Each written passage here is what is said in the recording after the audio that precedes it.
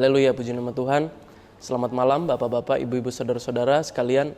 Bagi yang mendengarkan firman Tuhan pada malam hari ini, sebelum kita beristirahat, biarlah firman Tuhan membantu kita untuk merenungkan tentang kebaikan Tuhan, tentang kasih Tuhan, tentang perintah-perintah Tuhan yang Tuhan nyatakan dalam firman Tuhan dalam Alkitab. Pada hari ini kita akan membaca dalam Amsal 14 ayat yang ke-31. Siapa menindas orang yang lemah, menghina penciptanya, tetapi siapa menaruh belas kasihan kepada orang miskin, memuliakan dia. Nah, Alkitab ini dalam khususnya pada Amsal ini mengajarkan bahwa ketika sesama manusia menghina sesamanya, itu berarti menghina penciptanya, yaitu menghina Tuhan Yesus Kristus yang menciptakan kita semua berdasarkan gambar dan rupanya. Ketika kita mengasihi seseorang, ketika kita membantu seseorang, kita sementara memuliakan Tuhan. Dan yang kita lakukan untuk mengasihi sesama, membantu sesama, itu semata-mata untuk Tuhan. Kita memang melakukannya untuk sesama. Tetapi yang terpenting adalah kita melakukannya untuk Tuhan, untuk kemuliaan Tuhan. Dan Tuhan menganggap itu sebagai suatu kemuliaan. Tuhan menganggap ketika manusia berbuat kasih, ketika manusia mengasihi sesama, Tuhan melihat itu sebagai suatu kebaikan yang layak untuk Tuhan berikan berkat bagi saudara dan saya yang melakukan perintah-perintah Tuhan.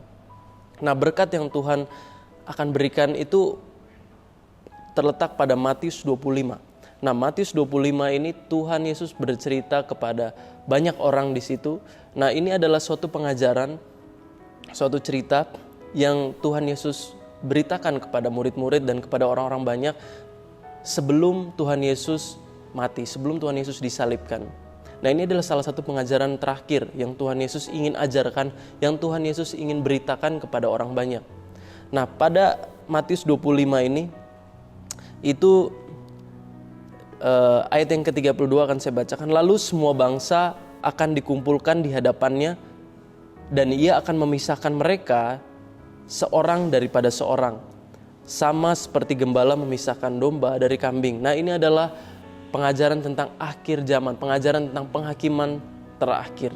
Bagaimana domba akan dipisahkan dari kambing, bagaimana orang baik dipisahkan dari orang fasik yang tidak percaya Tuhan, bagaimana orang yang memiliki kasih Tuhan dan orang yang tidak memiliki kasih Tuhan, itu akan dipisahkan Tuhan.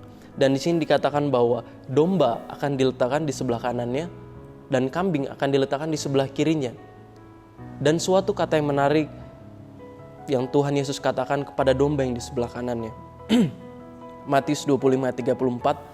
Dan raja itu akan berkata kepada mereka yang di sebelah kanannya, "Mari, hai kamu yang diberkati oleh Bapakku, terimalah kerajaan yang telah disediakan bagimu sejak dunia dijadikan. Sebab ketika aku lapar, kamu memberi aku makan. Ketika aku haus, kamu memberi aku minum. Ketika aku seorang asing, kamu memberi aku tumpangan. Ketika aku telanjang, kamu memberi aku pakaian. Ketika aku sakit, kamu melawat aku. Ketika aku di dalam penjara, kamu mengunjungi aku." Pernyataan Tuhan yang luar biasa bahwa domba-domba yang di kanan ini sangat memperdulikan dirinya. Ketika dirinya sedang kelaparan, ketika dirinya sedang merasa tersiksa, orang-orang di sebelah kanannya membantu dirinya. Tetapi ini adalah kenapa saya katakan ini adalah pernyataan yang aneh. Karena Tuhan di sini mengatakan bahwa ketika aku dalam penjara, kamu mengunjungi aku. Ketika aku sakit, kamu melawat aku. Nah, yang jadi pertanyaan adalah, kapan Yesus merasa sakit? Kapan Yesus berada dalam penjara? Kita tahu bahwa Yesus memang hidupnya berada dalam penderitaan. Kematian Yesus menderita dengan sangat-sangat luar biasa. Tapi kita tidak melihat bahwa Yesus itu masuk dalam penjara dan ketika Yesus sakit. Tidak tertulis di dalam Alkitab bahwa Yesus sakit. Nah, tapi di sini Yesus berkata bahwa ketika aku sakit, kamu melawat aku. Nah, apakah ini adalah suatu perumpamaan atau sebenarnya memang Yesus sakit atau ada makna-makna lain? Nah, pada ayat yang ke-40 dijelaskan. Dan raja itu akan menjawab mereka, "Aku berkata kepadamu, sesungguhnya segala sesuatu yang kamu lakukan untuk salah seorang dari saudaraku yang paling hina ini, kamu telah melakukannya untukku." Nah, di sini Yesus dalam perumpamaannya, dalam maksud tuh dalam pengajaran Tuhan, Yesus menjelaskan, Yesus menerangkan bahwa ia menyamakan dirinya dengan orang-orang yang lemah. Ia menyamakan dirinya dengan orang-orang yang terendah. Ia menyamakan dirinya dengan orang-orang yang terhina.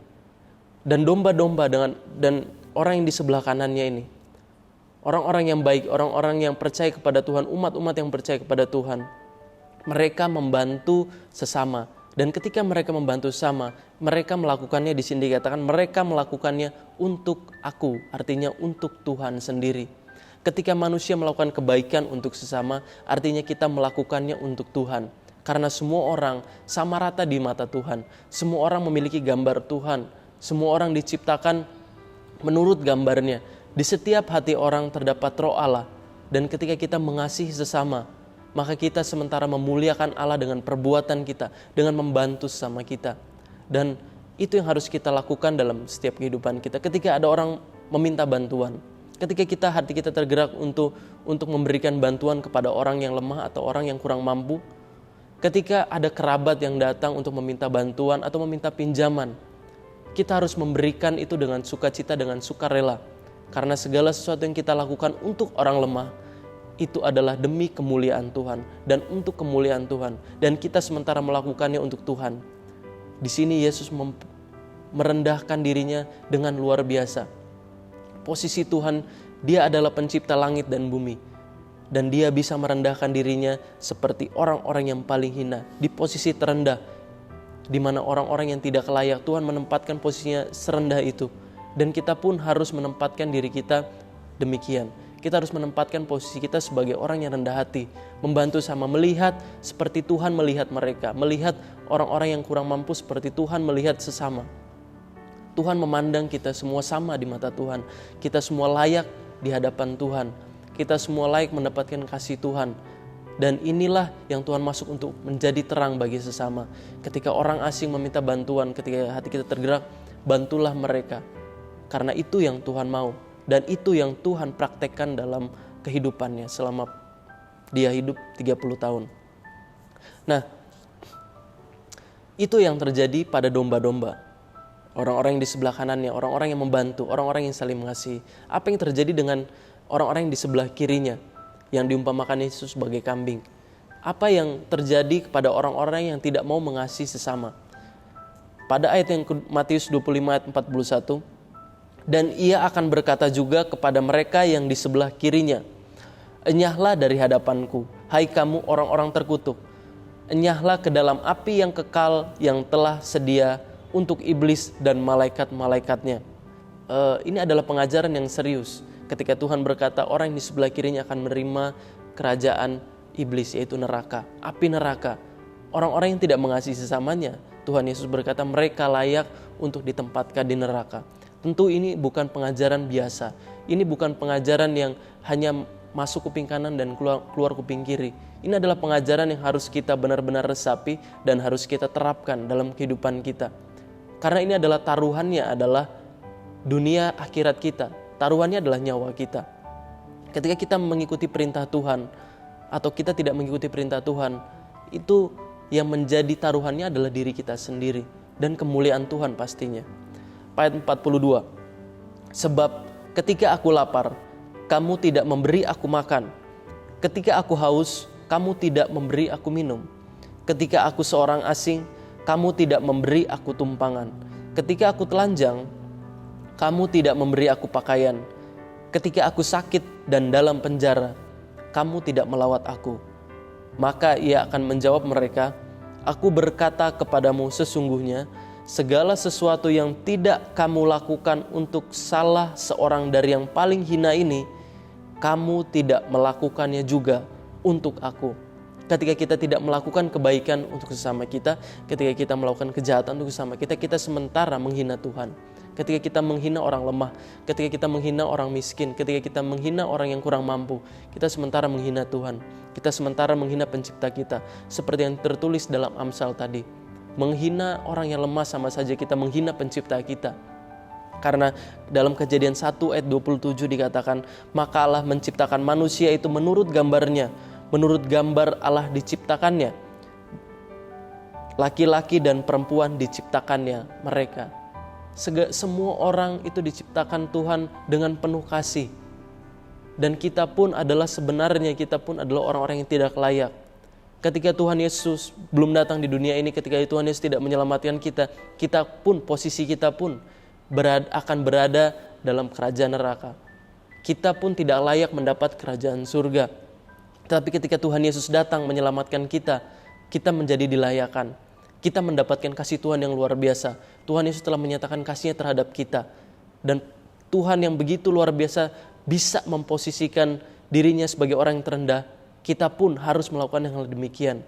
Jangan kita menganggap remeh orang di sekitar kita. Jangan kita menolak bantuan kepada sesama kita. Tapi kita harus mengulurkan tangan bagi saudara-saudara kita. Mulailah hari ini memandang sama kita seperti Tuhan memandang kita semua. Mulailah memandang sama seperti kita memandang saudara. Karena kita semua adalah ciptaan Tuhan. Dan kita hidup oleh kasih.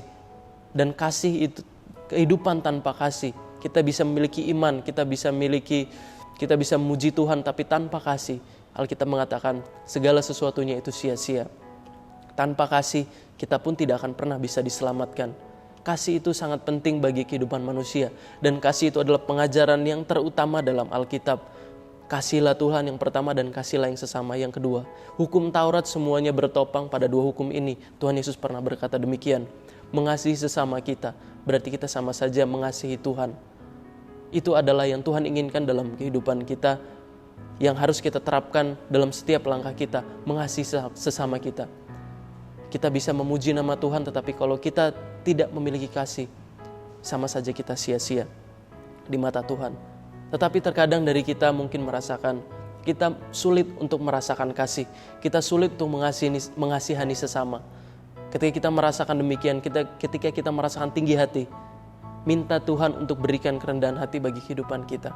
Minta kuasa Roh Kudus untuk memberikan kasih-Nya dalam kehidupan kita, sehingga kasih Tuhan yang ada dalam kehidupan kita bisa keluar dan bisa menjadi terang bagi orang-orang banyak. Kita bisa menjadi berkat bagi orang-orang banyak. Ketika kita tidak memiliki kasih, minta Tuhan untuk memberikan kasih dalam kehidupan kita. Berdoa supaya kita dapat mengasihani sesama kita, membantu sesama kita. Puji Tuhan, biarlah firman Tuhan pada malam hari ini bisa kita renungkan, untuk kita terapkan. Karena firman Tuhan yang telah dibacakan pada hari ini itu adalah perintah yang terutama. Kasihilah Tuhan dan kasihilah sesama. Itu adalah perintah Tuhan Yesus ketika Tuhan Yesus masih berada dalam dunia ini. Dan kasih itu akan sampai selama-lamanya. Kita akan menutup renungan pada hari ini dengan berdoa. Terima kasih Tuhan, terpujilah nama-Mu. Kami tahu Engkau telah mengasihi kami. Berilah kami kasih Tuhan untuk kami dapat mengasihi sesama kami, supaya kami dapat memuliakan Engkau. Jauhkan roh kesombongan dalam kehidupan kami. Jauhkan kesombongan atau ketinggian hati dalam kehidupan kami, sehingga kami dapat memandang sama seperti saudara. Kami dapat memandang sama dengan penuh kasih. Biarlah kami menjadi terang dalam dunia ini seperti yang Engkau ajarkan. Terpujilah nama-Mu Tuhan, dalam nama Tuhan Yesus Kristus. Haleluya, amin.